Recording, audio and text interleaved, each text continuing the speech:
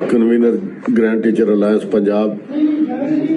ہماری تحریک جو ہے اساتذہ کے حق کے لیے وہ جاری ہے. تو اسموگ کی وجہ سے اور اسکولوں میں چھٹیوں کی وجہ سے ہم نے تحریک کو مؤخر کیا، لیکن اس میں بہت سی باتیں تھیں. ایک تو پنجاب گورنمنٹ جو ہے وہ ہمارے ساتھ مذاکرات کر رہی ہے اور مذاکرات میں مثبت پیش رفت ہو رہی ہے.